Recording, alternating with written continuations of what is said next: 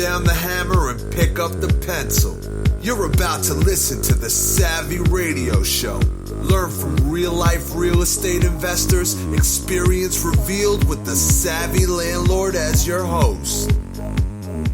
Yeah, Savvy Investors, this is Steve Van Kallenberg, and I'm the Savvy and Landlord, and you're savvy because you're listening to this podcast, and you're an investor, and you're making the world go round. People don't realize that being an investor provides jobs. It's not all about ourselves taking money. It's also about putting money back into the machine, providing jobs, contractors, title companies, realtors.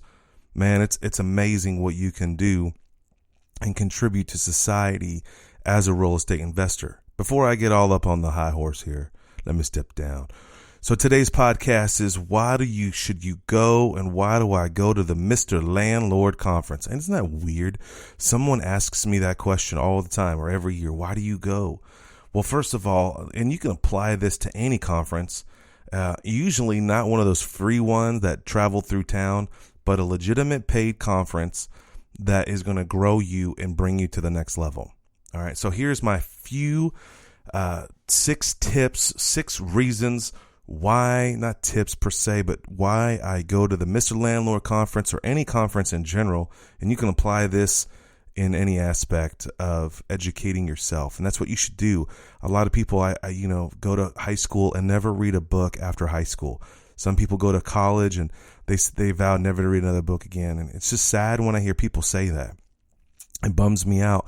And what motivates me is the more I know, the more I make. I'm not just motivated by money, but I love being well-reversed. I love knowing things. I love encouraging other people that know things that I may not know or they may not know. And so learning is a powerful force. I think also learning and reading and gets you out of depression and keeps you focused. Like right now, I'm chubbed out, man. I'm at the fattest and overweight, love herself.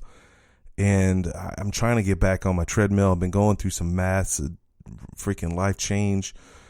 And I'm reading a book on self-discipline. And you know what's so crazy? As soon as I read a book, I'm motivated. I mean, if this guy can do it, why can't I do it?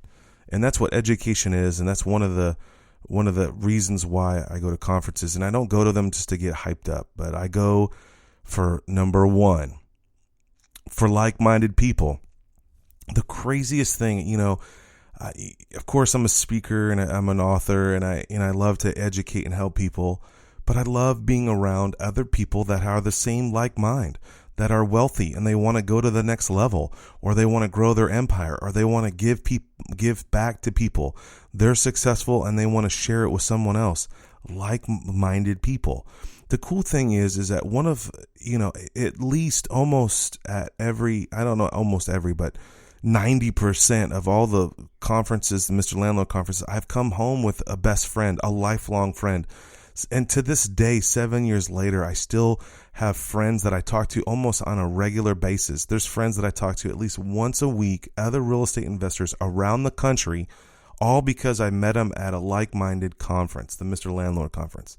The cool thing about meeting friends at conferences, even at the Fast Lane Summit, man, I'm telling you, I met some young, incredible entrepreneurs, and I just love seeing them grow on Facebook and ask me questions, and I ask them questions. Like, I'm working on a new business project right now, and just focusing on building the project, but how do I market the project? And I'm trying to reach a certain demographic, and I just call another conference attendee and say, hey, I got some questions, and you would be surprised how much that they would divulge and let me know and encourage me.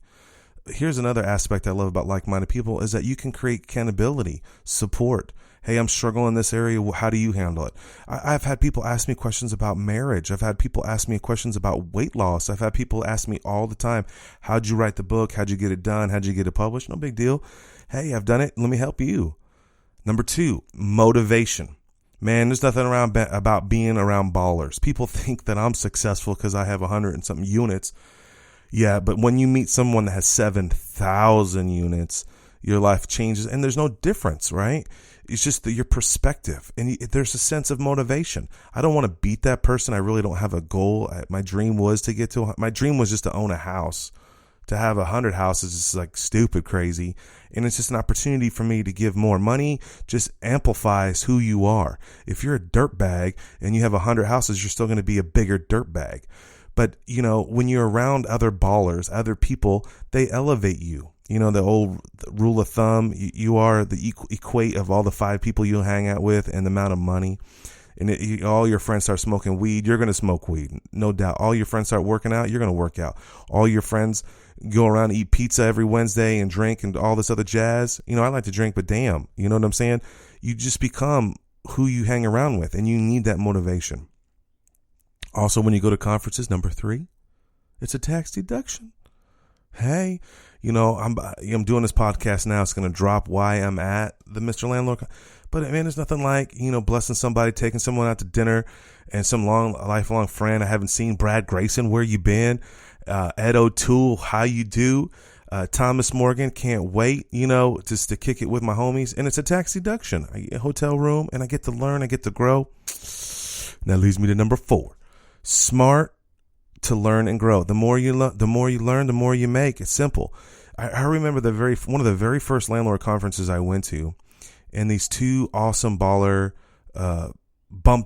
landlords bumped into me, and I was like, hey, and they were so generous, and they were nice, and they were talking to me, and I was nervous. I was all the way from Oklahoma. I just Googled it up. I'm at this conference, and they were talking about locks, and, you know, I was like, yeah, I got 1 house or whatever, you know, I got 1 lock. You know, they're like, we never buy locking doorknobs.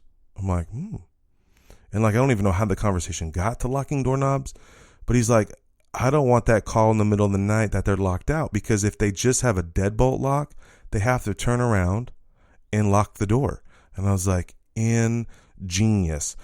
And, you know, to them, it was a common thing. To me, it was a life changer. I love telling people that do get a non-locking, use a passage doorknob, and you never have to worry about locking a door again, or going to someone's house in the middle of the night and unlocking the door, which I've never done that, but still, you learn so much. And, you know, another thing that you need to do, a rule of thumb, is that you need to spend 3% on from your income. So whatever you make $100,000 a year, or even $10,000 a year, spend 3% on personal development. You know, I've read books, and I love to read, and I love the guys like, he makes $1 million. He's like, you know how hard it is to spend 3% on personal development. He's going to all these conferences. I mean, that's what I read in a book. I was like, I want to be that guy. I want to put 3% back into me. You sacrifice yourself and work for someone else on a job, and you're denying yourself stuff. Develop yourself. Spend the money, not on cheeseburgers. Spend the money on personal development. Get an Audible account. Read, listen to books, grow. I promise you, you will. Number 5, when you go to the conference, engage. Here's the thing that I've learned throughout the years is that you have to be the initiator. I know that I'm outgoing. It seems like it. I was a DJ for 10 years or 20 years or whatever. And, you know, you think I got this outgoing personality. It is rehearsed, practiced, pushed, and done. But I realize that everyone feels the same. I realize that everyone is shy. Not everyone, but most people. Not everybody wants to roll up to you. Hi, my name's Steven. I'm from Oklahoma. And, you know, I don't come out and say, hey, my name's Steven. I'm the Savvy Landlord. I usually don't even tell people. And it's cool like that, but I don't want to put myself, put those people in a different position. But I've noticed that you just start the conversation. If you're going to the conference and you're hearing this, probably not. But if you go to another conference, introduce yourself, start the conversation. Make the most of it. Bring business cards. Ask people out to lunch. Some people can, some people don't. Love on people. You may never see them again, but do it. Get there early. Enjoy the time. Sit up front. Smile. Enjoy. Engage. And number 6, the last. Take notes. For real. I'm amazed that people spend this money, fly different places, or drive there, and they don't take notes. Take notes. Grab a $1 at the freaking dollar store notepad. I mean, $2 at Walmart because they're a little bit higher. Go get a 3-ring binder, not 3-ring binder, a freaking notepad, and that's it. And take notes. Bring business cards. If you can't get business cards made, go to Kinko's. If you can't go to Kinko's or FedEx store, whatever it is now, go to the Office Depot and get sheets of business cards, and they're blank, and write on them, and they'll be memorable. My name's Joe Schmo. Here's my phone number. All right, so that's why I go to the Mr. Landlord Conference, to grow, to be better, and to develop your craft. You want to master your business. Don't be mediocrity. Be the best.